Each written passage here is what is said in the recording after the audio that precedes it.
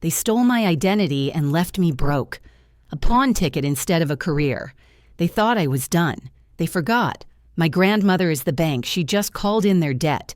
This is my payback. I'm standing in the middle of the police station, and the neon light is shining right in my eyes. The clock on the wall shows it's 3 a.m. In my hand, I'm holding a yellowed pawn ticket for my mom's wedding ring. That's all I have left. Everything else has been taken.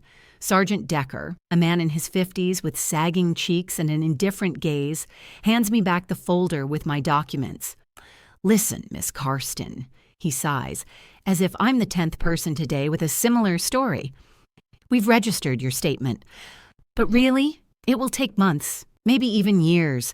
Identity theft and financial fraud are complicated cases." I nod, though I can't hear anything. My ears are ringing. The apartment was sealed off this morning. The bailiffs came at 8. My bank cards are blocked. My phone is ringing off the hook with calls from creditors I don't even know.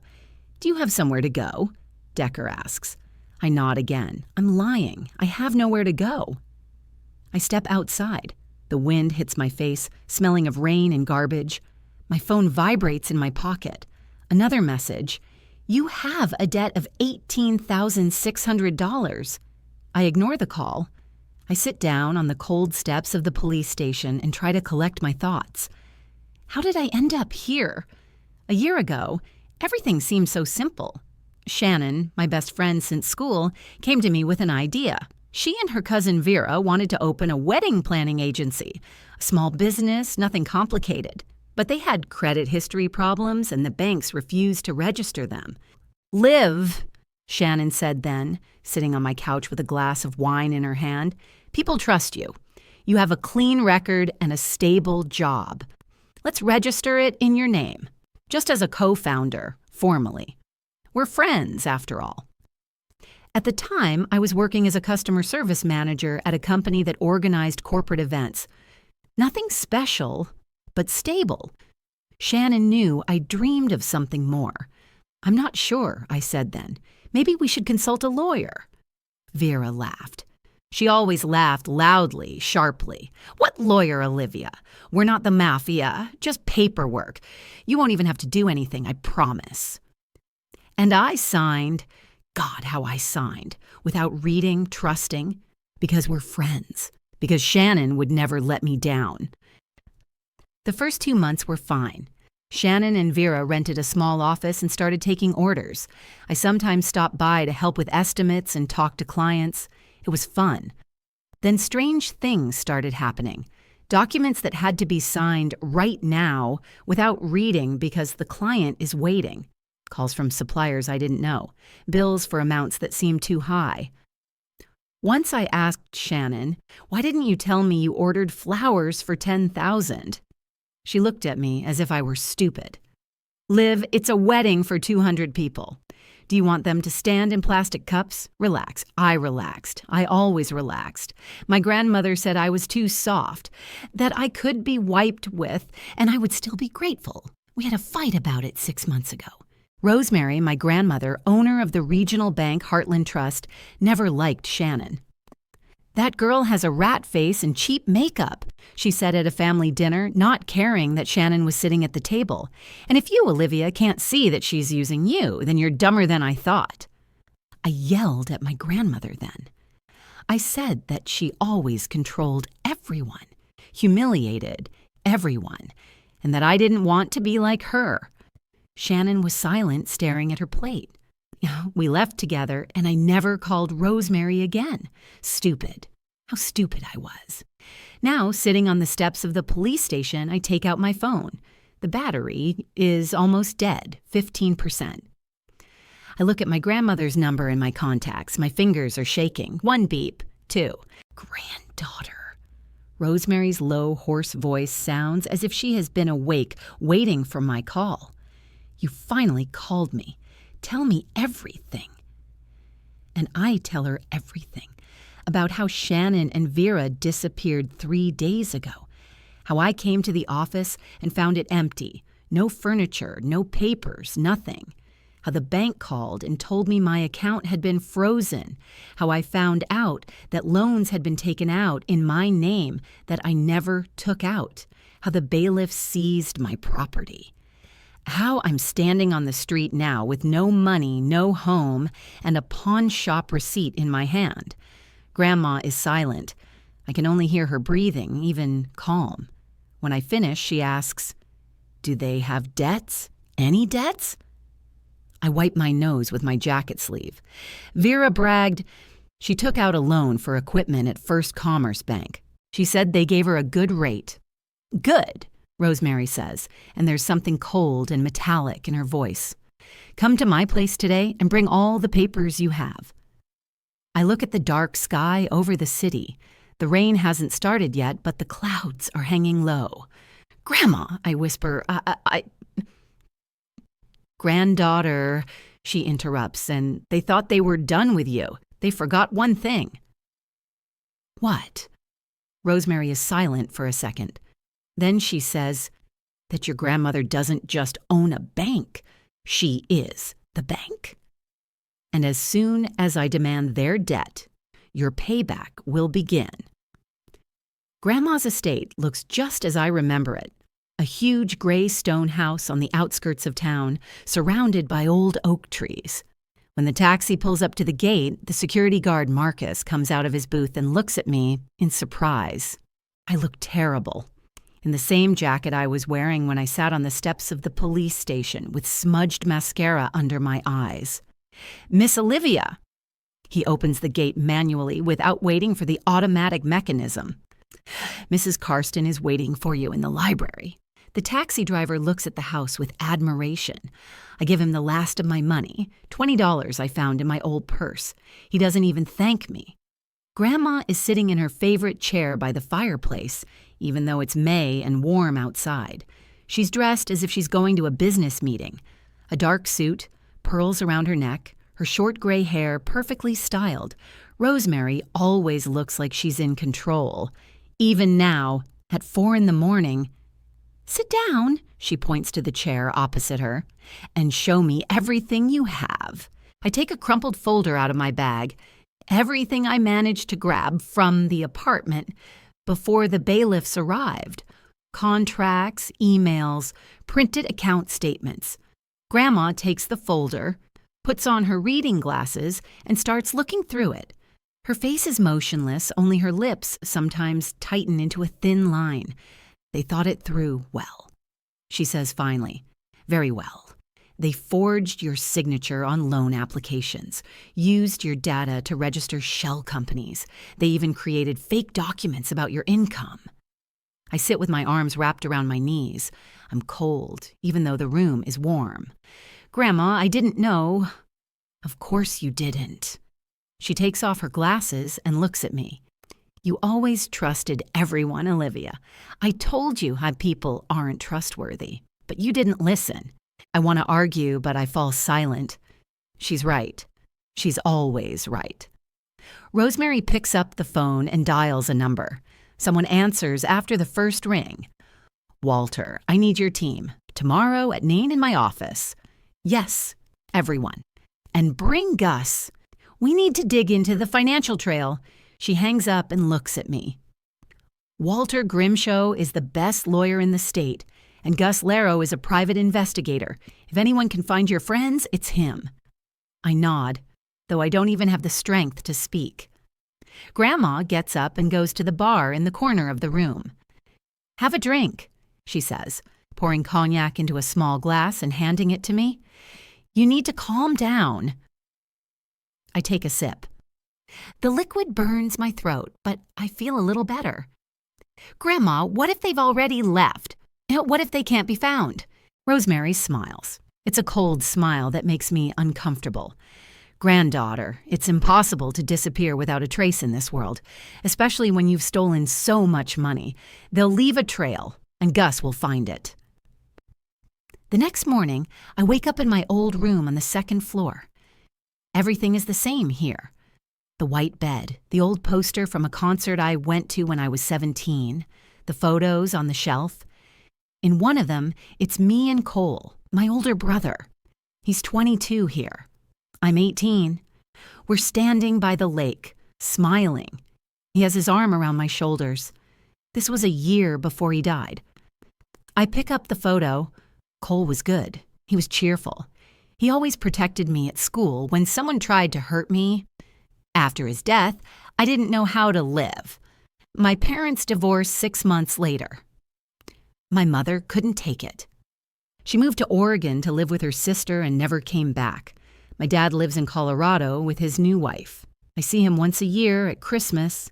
We look at each other, drink coffee, and go our separate ways.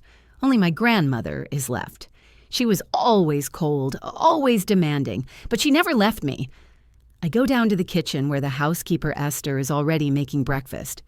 She smiles at me warmly, like a mother. "Good morning, Olivia. I made your favorite pancakes." I sit down at the table and watch her put food on my plate. Esther has been working here since I was a child. She knows everything about our family, all the secrets, all the troubles. "Esther," I say quietly, "do you remember Shannon?" She pauses for a moment, then places the plate in front of me. "My brother's girlfriend. Of course I remember her. She was pretty, but..." She shakes her head. There was something wrong with her. Mrs. Karsten disliked her immediately. Why? Esther sits down opposite me, drying her hands with a towel. She was too clingy, too persistent. Your brother tried to distance himself from her, but she wouldn't let go. And when he finally broke up with her, she came here under the windows, screaming that he had betrayed her. Mrs. Karsten called security. I didn't know that. Cole never told me. And after he died? After he died, she wrote Mrs. Karsten a letter. She accused your family of killing him. She said that if it weren't for that dinner, he would still be alive. Mrs. Karsten didn't respond. She said that grief makes people do strange things. I put down my fork. I don't want to eat anymore. At 9 o'clock, we are sitting in my grandmother's office in the Heartland Trust Building, a small regional bank she founded 30 years ago. Walter Grimsby turns out to be a thin man in his 60s with sharp features and an expensive suit. Gus Laro is the complete opposite, short, stocky, with gray stubble and jeans. So, Walter spreads the documents on the table. They used Ms. Karsten's personal information to obtain loans from 3 banks, First Commerce, Regional Trust, and Maple City Credit Union. The total amount is $134,000, plus $26,000 for leased equipment. I almost choke. $134,000. I've never had that kind of money, I whisper. Of course you didn't. Gus opens his laptop and turns the screen toward us, but they made it look like you did. Fake employment references, forged bank statements. They even created fake social media profiles where you supposedly brag about your business successes. He shows us screenshots, a profile with my name where I post photos from corporate events and write about successful contracts. The photos aren't mine. They're of a girl who looks like me, but it's not me. They're professionals, Walter says. I'm sure this isn't their first scam. Rosemary sits at her desk with her hands folded on her lap. Gas. What did you find out about them? The detective flips through the pages of his notebook. Shannon Mabry, 28 years old. Previously worked at several agencies, but was fired from all of them due to conflicts. There are complaints from clients. Money disappeared from deposits. Obligations were not fulfilled. But no one has filed a lawsuit. Vera Bollinger, 31 years old, Shannon's cousin. She had her own business, catering, but went bankrupt 3 years ago. He looks at me. And so, Miss Karsten. Shannon Mayberry was your brother Cole's girlfriend. Gus puts a printout on the table, an old photo from Facebook. Cole and Shannon are hugging and smiling. The photo is dated 4 years before his death. They dated for 2 years, Gus continues. They broke up a year before the accident, but judging by her social media posts after his death, she still blamed your family. He shows another screenshot, Shannon's post a week after Cole's funeral. They took him away from me. He was going to them, not to me. I will never forgive them for that. It's hard to breathe. I remember that dinner. a family dinner in honor of Grandma's birthday. Cole was on his way to see us when a drunk driver hit him at an intersection. He died instantly. She blamed us? Yes, Gus says. And it seems she wasn't the only one. Vera Bollinger lost her catering business to competition from Lux Events. And do you know who was the main investor in Lux Events? Rosemary smiles coldly. Me. Silence. I look at Grandma, then at the detective. It's not just money, I say quietly. It's revenge. Exactly. Rosemary stands up and walks to the window. They decided to punish us because of me, but they chose you because you're an easy target. Her words hit me like a slap in the face, but I can't argue with her. Walter clears his throat. Mrs. Karsten, there's one more thing. First Commerce Bank owes Heartland Trust money. A lot of money. If you want, you can buy Shannon and Vera's loans at a discount. Then you'll become their official creditor. Grandma returns to the table. How much? Their share of the loan at First Commerce is $52,000. You can buy it for $35,000 with a discount. Rosemary nods. Do it today. I sit looking at my hands. Shannon loved Cole. I remember that. She used to come to our house, laugh at the table, bring him cupcakes she baked herself. I even envied them back then. They looked so happy. And then they broke up, and Cole never said why. He just said it was better that way, that she was too clingy. Grandma, I say. She lost him just like we did. Rosemary looks at me coldly. She stole your life, Olivia. Your name, your future, and you want to excuse her? No, I don't know what to say. I just want my money back. And forget. They won't let you forget, Walter says. If you don't go through with it, they'll do it to someone else. Or even come back to you.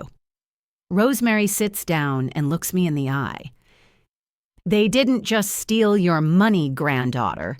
They stole your name, your future. And if you back down now, they'll do it to someone else.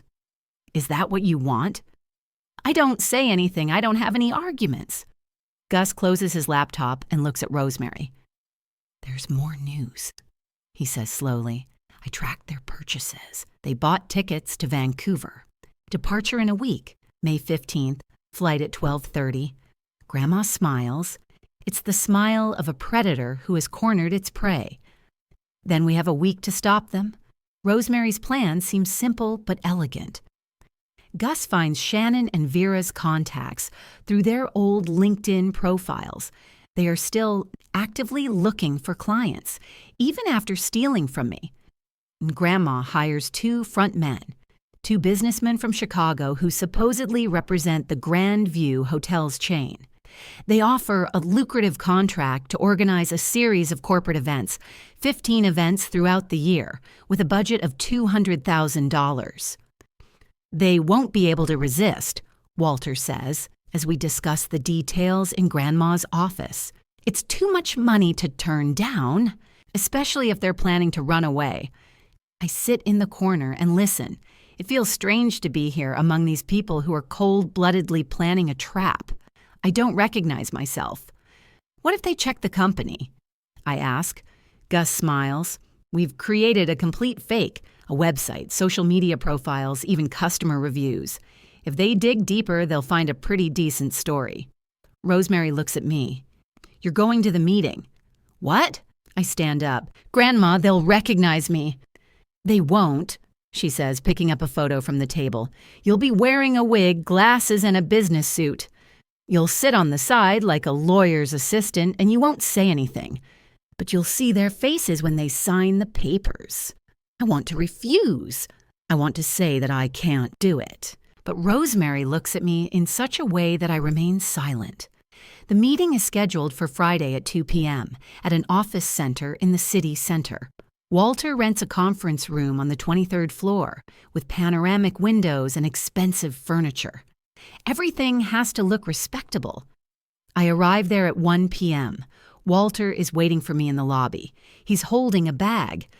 Change in the bathroom, he says, and don't be nervous. You'll just sit and watch. In the bathroom, I look at myself in the mirror. The wig is blonde, shoulder length with a distinct fringe, thin-rimmed glasses, a dark gray suit, a snow-white blouse, low-heeled shoes. I look like a secretary from a corporate TV series.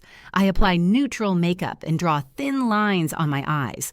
When I'm done, I hardly recognize myself. Walter nods approvingly as I leave. Perfect. Now remember, you are Emma Grayson, legal assistant. If anyone asks you anything, just glance at me and I'll answer. We go up to the 23rd floor. 2 men are already sitting in the conference room, the same fake businessmen. One of them, Robert, a tall man in his 50s with gray hair, smiles at me. Good afternoon, Emma. I nod and sit down at a small table with papers and a laptop. My heart is pounding so loudly that it seems everyone can hear it. At 2 o'clock, the door opens and Shannon and Vera walk in. Shannon looks just as I remember her. Slim, with long dark hair, wearing a beige dress and high heels.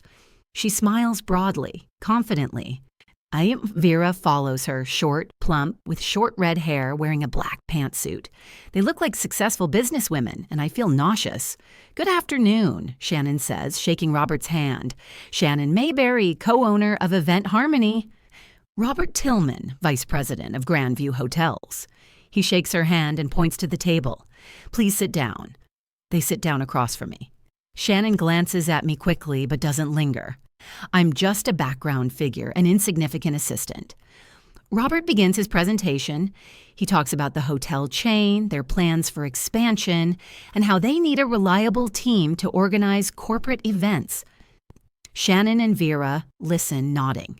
They ask questions about the budget, the locations, the timing. They are professional. They are convincing. I sit and look at Shannon, at her smile, at how she gestures as she explains something to Robert.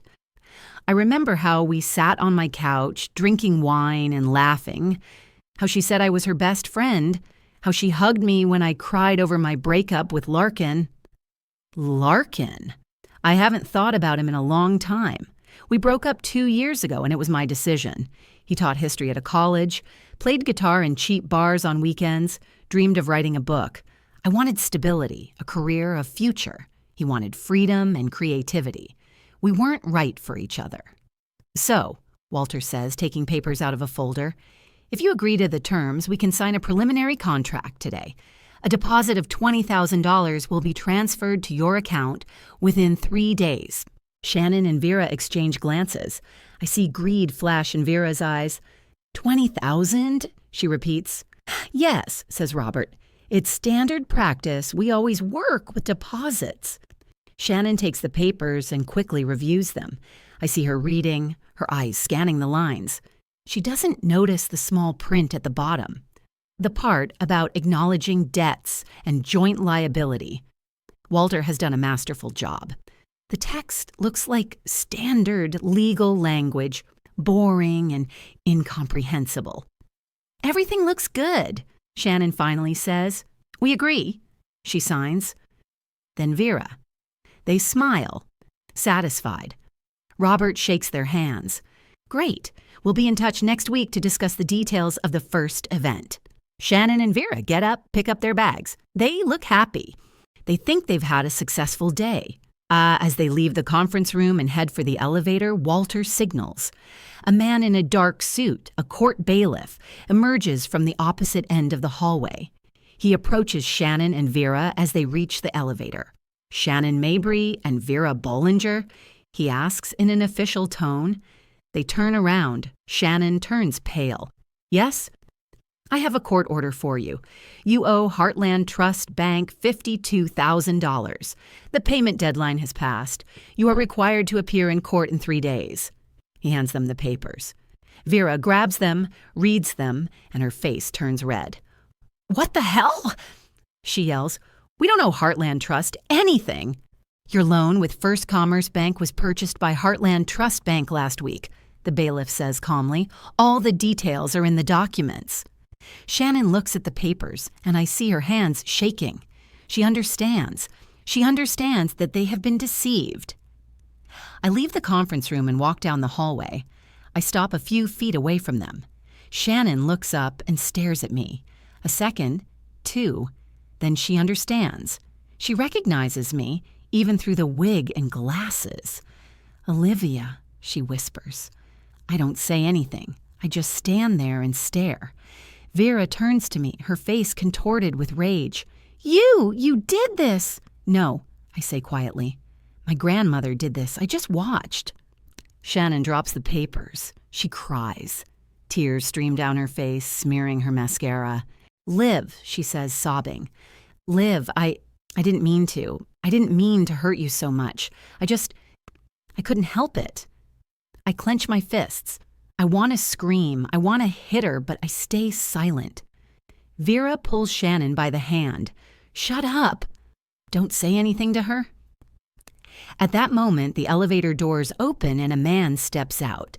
He is tall and thin, wearing jeans and a green flannel shirt with a bag slung over his shoulder. He has dark blonde hair, glasses, and a familiar profile. My heart skips a beat. Larkin. He stops, looks at the scene, at the bailiff, at Shannon crying, at Vera, at me. His face turns to stone. "What's going on here?" he asks. Shannon turns to him. "Larkin, God, I'm so glad you're here. They set us up. They slipped us fake documents. It's illegal." Larkin comes closer, takes the papers from the bailiff, and quickly looks them over. His gaze turns cold. "Who organized this?" The bailiff points to the conference room. "Heartland Trust Bank." All the documents are legal. Larkin looks at me. Our eyes meet. I see surprise, then disappointment. "Olivia," he says quietly. "So that's why you disappeared from the radar. You became just like your grandmother." His words hit me like a punch in the stomach. I can't breathe. "That's not true," I whisper. "Larkin, they robbed me. They stole my identity." "And you decided to take revenge?" He shakes his head. "God, Liv, I thought you were better than that." Walter comes out of the conference room and looks at Larkin. "Are you a lawyer?"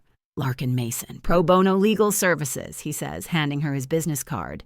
"And now I represent Miss Mayberry and Miss Bollinger." Rosemary appears in the hallway. She walks slowly, confidently, her heels clicking on the marble floor. She looks at Larkin and her lips twist into a cold smile. "Young man," she says, "the law is on our side. Your clients signed an agreement acknowledging their debts. Everything is legal." Larkin looks at her, then back at the papers. He reads carefully, his lips moving. Suddenly, he freezes. "There's a mistake here," he says slowly. "What is it?" Walter asks sharply. Larkin takes a folder out of his bag and pulls out a document. He hands it to Walter. "This is the original partnership agreement between Shannon Mayberry, Vera Bollinger, and Olivia Karsten. According to this agreement, Olivia Karsten is a co-owner of Event Harmony and is jointly liable for all of the company's debts. If you sue Shannon and Vera, you'll have to sue Olivia too. She's on the hook, just like they are." Silence. Walter takes the document and reads it. His face turns pale. Rosemary grabs the paper from his hands. She reads it and I see her jaw clench. "It's a forgery," she says. "No." Larkin looks at me. "It's the original, notarized. Olivia signed it a year ago when she registered the company. She's a co-owner, and if Shannon and Vera go down, she goes down with them." I feel the floor give way beneath my feet. I remember that day. Shannon brought the papers, said it was just a formality. I signed without reading. God, I signed. Rosemary looks at me. For the first time ever, I see something like anxiety on her face. The next 3 days are a whirlwind of meetings, phone calls, and tense conversations. Rosemary doesn't sleep. I see the light in her office late into the night. She's planning something, and it scares me. I sit in the estate's library looking out the window at the dark garden. I can't stop thinking about Larkin, about how he looked at me in that hallway, about the disappointment in his eyes. He always believed I was better than I really am. And now he sees the truth. On Monday morning, Esther calls me. "Olivia, Mrs. Karsten wants you to come to her office. She says it's urgent." I get dressed quickly and drive to the Heartland Trust's downtown location, housed in a low, dark glass building, modest but respectable. I go up to the 6th floor where Grandma's office is located. Rosemary is sitting at her massive desk, papers, a laptop, and a cup of coffee in front of her. She looks cheerful, even satisfied. "Sit down, granddaughter," she says without looking up from the screen. I sit down in the chair opposite her and wait. My heart is pounding. "I checked the information on Larkin Mason," she finally says, looking up from her computer. "He's an interesting guy. He's a college professor and plays guitar in bars. A romantic."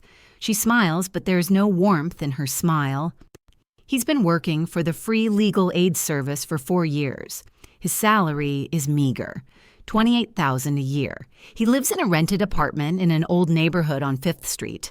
No property, no savings." She pauses, turning the page. But there's an interesting detail. The service where he works is funded by the Riverside Community Foundation, and this foundation receives grants from several organizations. One of them is Heartland Charitable Trust, my organization. I freeze. I suddenly feel cold. "Grandma, I called the director of the foundation this morning," she continues calmly, folding her hands on the table. "I informed him that we are reviewing our charitable policy. We may redirect funding to other projects. Education, healthcare, something more practical." She looks at me. The director was very upset. He said that without our grant, they would have to cut 3 positions. Among them is Larkin Mason's position. I can't breathe. I get up from my chair. "You can't do that. These are people. They help people who can't afford a lawyer." "I can." She finally looks at me. Her gaze is cold as ice. "And I will, if I have to. That guy got involved in something that wasn't his business. He's defending the crooks who destroyed you. He's doing his job." "His job is to help people who can't afford a lawyer." Rosemary stands up and walks to the window. "Not to defend professional con artists who stole $134,000. I walk over to her desk and put my hands on the tabletop. "It's not right." "You're breaking people, Grandma. You crush them until they break. That's not business, that's cruelty." Rosemary turns to me. Her face shows something like disappointment. "That's the way the world works, Olivia. Either you push or you get pushed. I learned to push first. You didn't. And look where it got you, to the police station at 3 in the morning, with a pawn ticket in your hand." Her words hit home. But I don't give up. "What else did you find?" She returns to the table and picks up another document. She hands it to me. "Your Larkin has student loans, $53,700. He's been paying it off for 6 years, but because of his low salary, he's barely covering the interest. The principal amount is hardly decreasing. According to my calculations, he'll be paying it off for another 15 years. She pauses. "I bought his debt yesterday, through one of my financial companies. Now he owes me. I feel sick." I sit back, holding onto the armrests of my chair. The paper falls from my hands onto the floor. "Why?" I whisper. "Why are you doing this?" "So he understands," Rosemary says coldly, "that he can't win. That in this game he's nobody, just a teacher with cheap ideals and a guitar." "This isn't a game," I shout, my voice echoing too loudly in the silence of the office. "These are people's lives. Real people." "Granddaughter." Rosemary sits down opposite me, folding her hands in her lap. Her voice softens but not warms. "These people, Shannon, Vera, they didn't spare you. They stole your identity and left you penniless on the street. They slept peacefully while you cried at the police station. If it weren't for me, you'd be begging on the street or sitting in jail for their crimes. And you defend them. And you defend some loser who decided to be their savior." "I'm not defending them," I say quietly, looking at my hands. "I just don't want to be like that. A monster." Silence. A long, heavy silence. I hear a car honking outside the window, someone shouting in the street. "Then what do you want to be?" Rosemary finally asks. Her voice is quiet, almost dangerous. Soft, trusting. Someone who can be used over and over again. A doormat. "I want to be a human being," I whisper, looking up at her. just a human being with a conscience. On Wednesday, Larkin comes to the Heartland Trust office.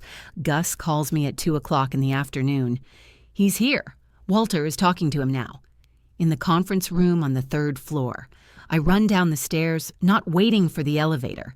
My heart is pounding so hard that it's hard to breathe. I stop at the conference room door, hesitating. I hear muffled voices inside. Then I open the door. Larkin is sitting at the table, tense, his fists clenched. He's wearing the same green flannel shirt as last time, jeans worn at the knees. He looks tired. Walter stands opposite him in a perfect suit, holding papers in his hands. When I enter, they both turn around. "Olivia," Walter says sharply, "I don't think you need to be here." This is a business conversation. "I need to be," I say, walking inside and closing the door.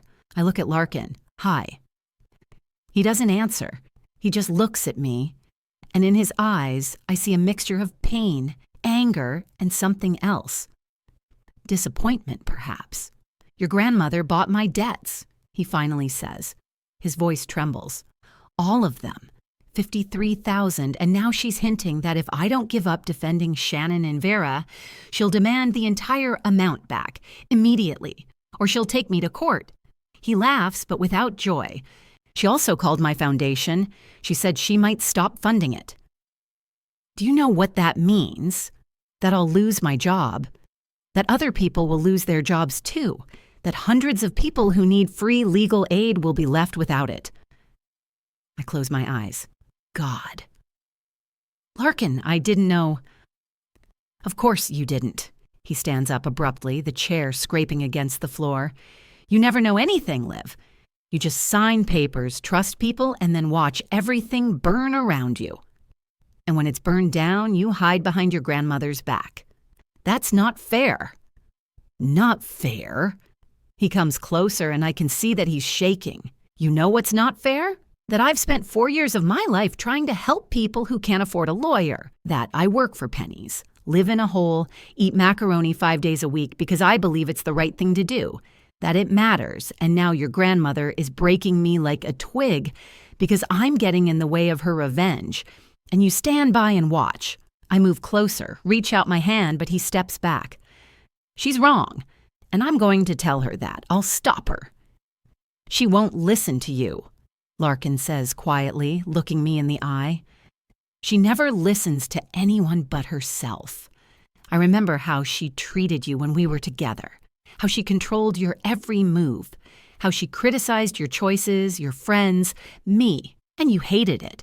You cried on my shoulder and said you wanted to be free from her, and now you've become her tool, her puppet. No. Yes, Liv, you've become like her, and that's the saddest thing, because I can see that deep down inside.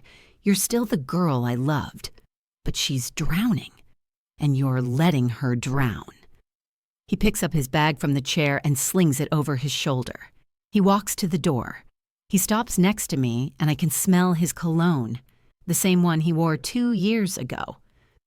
"You know, I still loved you," he says quietly, without looking at me.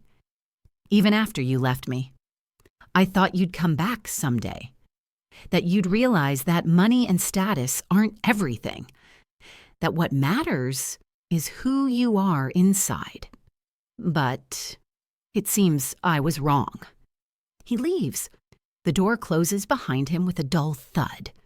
I stand in the middle of the room, finding it difficult to breathe. Walter puts the papers on the table and clears his throat. "He'll go to court," he says matter-of-factly. "He'll defend them to the end, even if it costs him everything. Fool." "He's not a fool," I whisper. "He's just too righteous." Walter looks at me in surprise but says nothing. That same evening, I go to my grandmother's study at the estate. It's late, around 10 o'clock. She is sitting at her desk, typing something on her laptop. The light from the lamp falls on her gray hair, making it almost white. When I enter, she doesn't take her eyes off the screen. "Olivia, it's late. You need to sleep." "I need to talk to you." "Go ahead," she continues typing. I sit down opposite her and wait for her to finish. Finally, she closes her laptop and looks at me. Let Larkin go, I say, quietly but firmly. What? Let him go. Return his debts to the bank where they belong. Don't ruin his life. Don't ruin the lives of the people he helps. Rosemary leans back in her chair, folding her arms across her chest. He chose this path himself. He could have refused to protect those girls, but he decided to fight. It's his choice, and he has to take responsibility for it. You're forcing him to choose between his conscience and survival, I say louder, leaning forward. That's not a choice. That's blackmail. It's not fair. Life isn't fair, granddaughter. The sooner you realize that, the better. I get up, walk over to her desk, and put my hands on the tabletop. I look her straight in the eye. If you don't let him go, I'm leaving. Forever, and you'll never see me again. I'll disappear from your life just like Mom did. Rosemary looks at me for a long time. Her face is motionless, but I see something flash in her eyes. Pain? Fear? Are you blackmailing me? She asks quietly. I'm telling the truth. I can't be with you if you're like this. If you break people for revenge, I don't want to live in this world. Silence. A long, heavy silence. I hear the clock ticking on the wall, a dog barking outside. It's not revenge, Rosemary finally says, her voice sounding old. It's justice. Those girls destroyed you. They stole your future. They wanted to leave you on the street up to your ears in debt, which you would never have been able to pay off in your lifetime. They slept peacefully, planning their escape to Canada. And you want me to feel sorry for them? To give them another chance to rob someone else? I want you to be human, I whisper, not a monster, not a machine for revenge. A human being with a heart. Rosemary stands up and walks to the window. She looks out at the dark garden, at the stars above the trees. Your mother was the same, she says quietly, and I can barely hear her words. Soft-hearted, spineless. She couldn't survive Cole's death because she was weak. She ran away from responsibility. She left you here with your father, who also ran away a month later. And I stayed. I always stayed. I raised you, nurtured you, gave you everything. She turns to me and I see something unusual on her face. Tears? No, Rosemary never cries. I'm not a monster, Olivia. I just know that the world is cruel. And to survive, to protect those you love, you have to be stronger than others, tougher, ruthless when necessary. Or you can be kind, I say quietly, and still survive. You can choose a different path. Rosemary looks at me for a long time. Then she slowly turns back to the table, sits down, picks up a pen, and twirls it between her fingers. You're as stubborn and soft-hearted as your mother, she finally says. She was always too spineless, but you have something of me in you, steel. You just haven't learned how to use it yet. She pauses. All right, but there's a condition. What is it? You'll work at my bank. You'll start on Monday. You'll learn to defend yourself. You'll learn to be a real person, not a monster, as you say, but not a sheep that can be sheared every year either. If you don't want to be me, be a smarter version of yourself. I nod. Agreed. Rosemary takes out a piece of paper, writes something, and hands it to me. Sign it. I take the paper and read it. It's an employment contract, standard terms, salary, responsibilities. But at the bottom, in small print, there's a clause. The employee agrees to work at Heartland Trust Bank for a minimum of 5 years. Early termination of the contract is possible only with the employer's consent. I look at the old woman. 3 years? I'm not going to spend time training you only to have you leave in 6 months, she says coldly. If you agree, you will not be able to leave here without my permission, no matter what you want or say in the future. That is my condition. You will work at Heartland Trust until I decide you are ready. 3 years is the minimum. I look at the paper. It's a trap. I understand, but I have no choice. If I refuse, she will destroy Larkin. She will destroy Shannon and Vera, and there's nothing I can do about it. Okay, I whisper. I pick up the pen. I sign. On Friday, we are all gathered in the Heartland Trust conference room. Walter, Gus, Rosemary, me, and Larkin, Shannon, and Vera. Shannon looks devastated. Her hair is unkempt. Dark circles under her eyes. She's lost weight. Vera sits next to her, gloomy, arms crossed, staring at the table. Larkin stands behind them, tense, bag in hand. Walter puts the documents on the table. We are proposing an agreement, he says in a formal tone. Miss Mayberry and Miss Bollinger will pay the debt of $134,000 over 10 years. The monthly payments will be $2,200. If they miss even one payment, the criminal case will be automatically reinstated. He pauses. In addition, they will sign an agreement not to engage in any business activity without the approval of Heartland Trust for the entire duration of the payments. Shannon looks up. She looks at me. Why? She asks quietly. Her voice is hoarse. Why are you doing this after everything we did to you? I don't know how to answer. Because I'm not a monster? Because I remember how you loved my brother? Because I don't want to be like my grandmother? All of these answers seem wrong. Because I want it to end, I say finally. Just end. Shannon nods slowly. She picks up the pen with a trembling hand. She signs. Then Vera quickly, without looking at the papers. Rosemary looks at Larkin. Your debts were repaid to the originating bank this morning.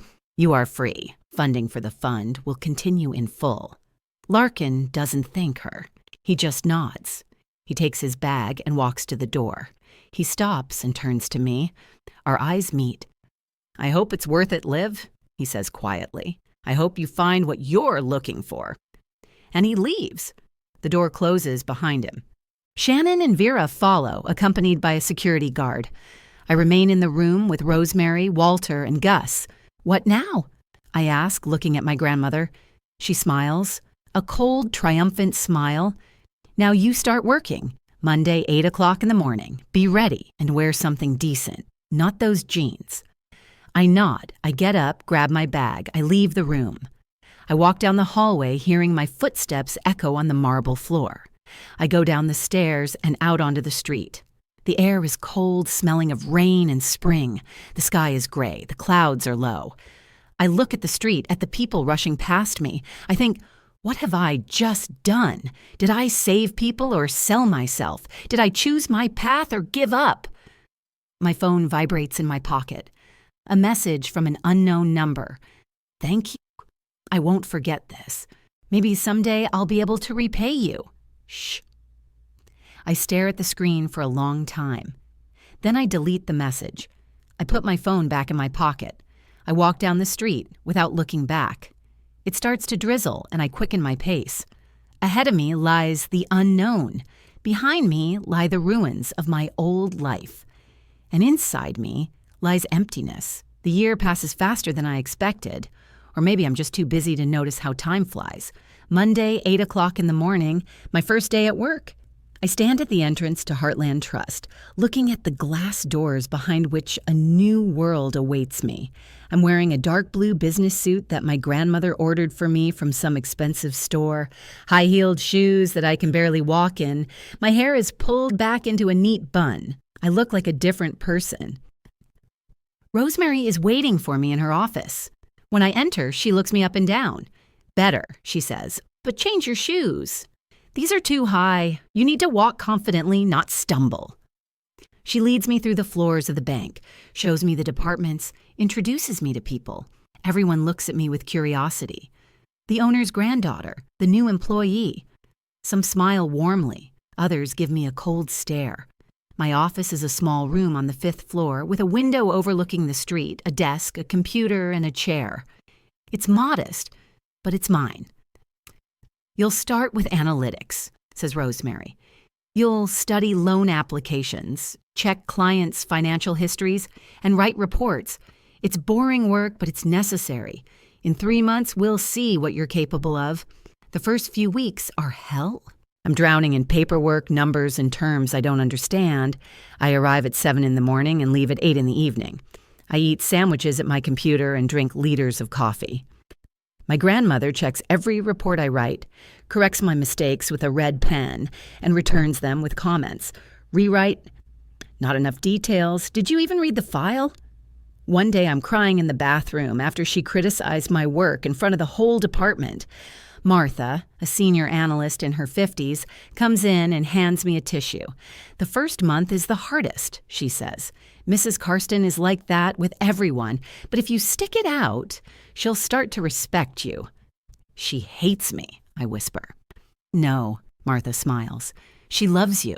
That's why she's so tough. She wants you to be better. 3 months later, something changes. I begin to understand the logic of the work, see patterns in the numbers, anticipate risks. My reports become more accurate, more detailed. Rosemary criticizes less and nods more approvingly. One day she calls me into her office. You did a good job on the Miller case, she says, not looking at me, flipping through papers. You identified risks that even Walter didn't see. Well done. It's the first compliment I've received in 3 months. I almost cry with relief. 6 months later, I'm transferred to work with clients. I meet with people who apply for loans, listen to their stories, and analyze their chances. It's harder than just numbers. These are people with hopes, dreams, and problems. One woman, Carla, comes in asking for a loan to open a coffee shop. She has a plan, a location, everything thought out. But her credit history is terrible. Debts, late payments, bankruptcy 5 years ago. I prepare a report. I recommend denying high risk. Rosemary reads it and nods. Right. Deny it. But something inside me clings to it. I remember that woman's eyes, her hope. Grandma, what if we give her a chance? A small loan, at a high interest rate with strict conditions. Rosemary looks at me. Why?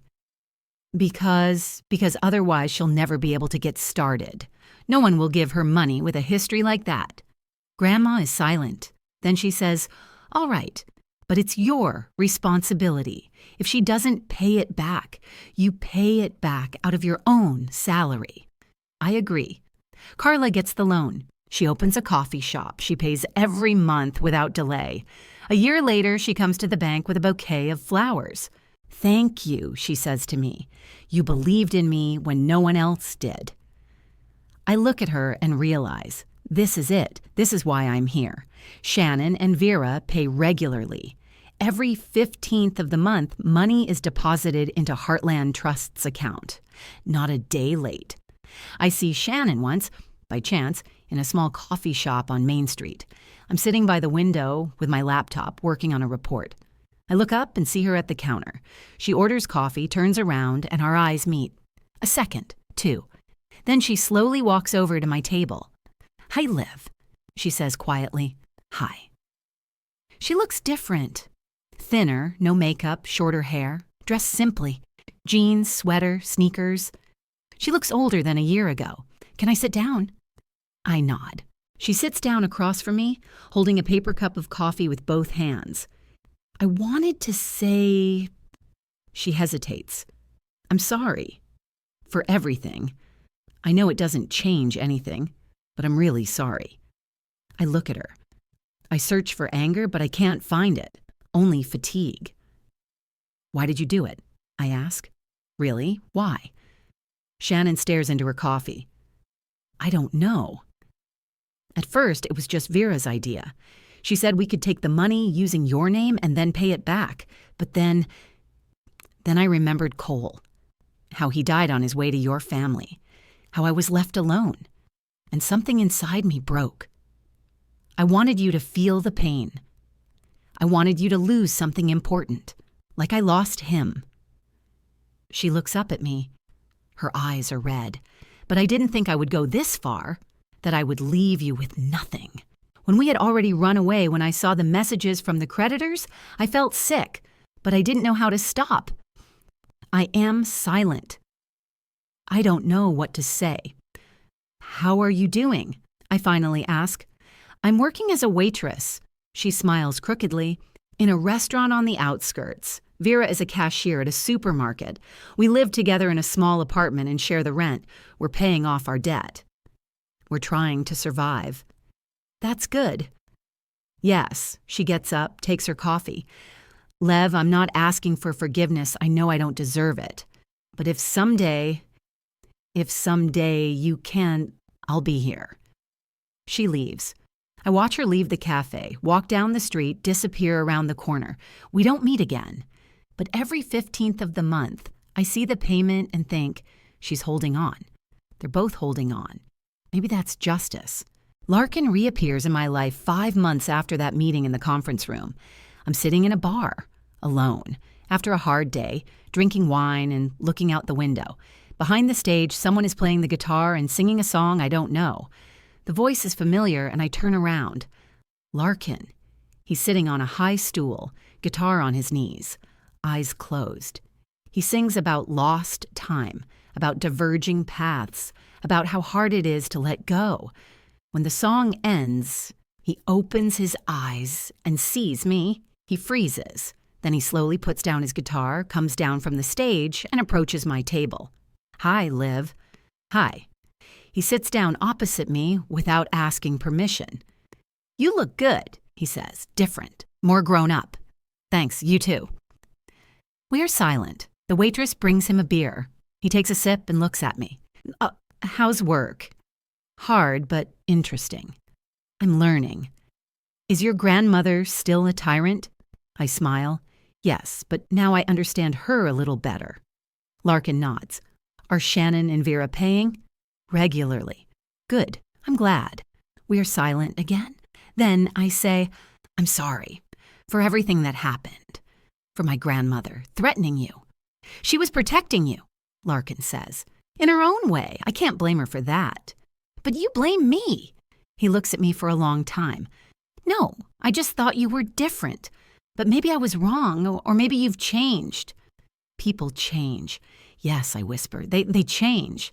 He gets up, picks up his guitar. I have to go. It was nice to see you, Liv. Larkin, I say suddenly, can we have coffee sometime, just talk? He looks at me in surprise. Then he smiles, a little sadly but sincerely. Sure, call me whenever you want. He leaves.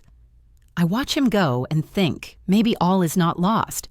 We start seeing each other, slowly, cautiously, like two wounded animals afraid of being hurt again. Coffee on Saturdays, walks in the park. He talks about work, about students, about a new song he's writing. I talk about the bank, about clients, about how I'm learning to see people for who they really are. 3 months later, he kisses me. We're standing by his car after a concert in a small club, and he suddenly pulls me toward him and kisses me, gently, tenderly, with a taste of beer and hope. I'm sorry, he says, pulling away. I didn't plan to... Don't apologize, I whisper, and kiss him again. We return together, slowly, step by step, building something new on the ruins of the old. Rosemary finds out a week later. Of course she finds out. Her people see us together and report to her. She calls me into her office. You're with that guy again, she says. She doesn't ask. She states. Yes. Why? I look her in the eyes. Because I love him. And this is my life, Grandma. Work is one thing. Relationships are another. You can't control everything. Rosemary looks at me for a long time. Then she sighs. You're more stubborn than I thought. All right. But I'll keep an eye on him. And if he hurts you, I know what to do. Over the next few months, that's exactly what she does. She keeps an eye on him. Gus accidentally shows up at the bar where Larkin is playing. Martha accidentally runs into us at the coffee shop. Even Walter approaches Larkin on the street once and asks how he's doing. Larkin is nervous. One day he says to me, Liv, your grandmother is keeping an eye on me. I feel it all the time. She's just worried about me. It's not worry, it's paranoia. Maybe, but she won't do anything bad to you. I promise. A year later, Rosemary invites Larkin to a family dinner. It's Sunday, noon, at a mansion on the outskirts of town. Larkin arrives pale, wearing his best suit and carrying a bouquet of flowers. I feel like I'm going to my execution. He whispers to me. Everything will be fine, I say, although I'm not sure myself. There are 3 of us at the table. Rosemary sits at the head, Larkin and I on either side. Esther serves the food, roast chicken, mashed potatoes, vegetables, homemade bread. Everything is beautiful, festive. Rosemary eats silently. Then she pours herself some wine, picks up her glass, and looks at Larkin over the rim. Tell me, young man, she says slowly, what are your intentions toward my granddaughter? Larkin almost chokes on his water. He clears his throat. I love her, Mrs. Karsten. That's not an answer to my question. Larkin looks at me, then at Rosemary. I want to be with her, support her, make her happy if I can. You earn pennies. You play in bars for tips. How do you plan to provide for a family? Grandma, I put my fork down on my plate. That's not fair. It's reality, granddaughter, she says, her eyes fixed on Larkin. I want to know if he understands what he's getting himself into. Larkin straightens up. I'm not rich, Mrs. Karsten. I never will be, but I'm honest. I work, I do what I believe in, and I will never hurt Olivia. I will never use her, deceive her, or leave her, if that matters. Rosemary looks at him for a long time. Then she smiles, coldly but with a hint of something else. Respect, perhaps. You're a fool, boy, she says, but you're loyal. You won't betray me, but if you do, I'll always have time to bury you, so remember that, boy. Larkin turns pale. I squeeze his hand under the table and smile. She's joking, I whisper. No, she's not, Rosemary says, hearing me. I never joke about such important things, so if he's a bad boy, I won't ask you, and your words won't stop me a second time. But then she pours Larkin some wine and raises her glass. But for now, to youth, to foolishness, to love, which I hope will truly survive everything as it did for me. We clink glasses. We drink. Larkin breathes a sigh of relief. Now I'm sitting in my office on the 5th floor of Heartland Trust. The window is open, the air smells of summer and the approaching rain. On the table is a photo of my mother in an old frame that I found in the attic of the estate. She is smiling in the photo. Young, beautiful, happy. I hardly remember her like that. Next to it is the wedding ring I got back from the pawn shop. I bought it back a month after I started working. Now it lies on a velvet cushion glistening in the sunlight and a small frame with an inscription that Larkin gave me for my birthday. Strength is not always cruelty. He said he saw this phrase in an old book and thought of me. I take the frame in my hands and read the words again. I think about this year, about everything that has changed, about who I was and who I have become. I didn't win. I didn't win the big battle. I didn't triumph, but I survived. I learned to defend myself without losing my humanity. I learned to be strong and kind at the same time, or at least to try. Grandma is still harsh, still demanding, but now I see what's behind it. Not cruelty, but fear. Fear of losing someone else she loves. She lost her son, her daughter-in-law, her grandson, and almost lost me. And now she clings to what's left in the only way she knows how. Through control. I won't become like her, but I understand her. And that's something. My phone vibrates on the table. A message from Larkin. Concert tonight at 8. Will you come? I wrote a new song for you. I smile and type a reply. Definitely. I love you. It starts raining outside the window. The raindrops hit the glass, blurring the city below, making it seem unreal. I look at it and think, there is still so much ahead. So much struggle, learning, mistakes. 3 more years of work here at this table, under my grandmother's watchful eye. A long way to go to become who I want to be. But I am on this path, step by step, and that's already a victory. The door opens, and Rosemary comes in. She looks at me, at the photo on the table, at the frame with the inscription. You have a meeting in 15 minutes, she says. The Thompson family, a loan to expand their farm, look at their documents again. Okay, Grandma, she's already leaving, but stops at the door. Olivia. Yes. You're doing a good job. I'm proud of you. She leaves before I can answer. I sit there, looking at the closed door and smiling. Yeah, maybe I didn't win this war, but I found my way in the middle of the battle, and that's probably the most I could have hoped for. Outside the window, the rain is getting heavier and the city is drowning in a gray haze, but in the office, it's light, warm, and peaceful. I open the file with the Thompsons' documents and start reading. Life goes on, and so do I.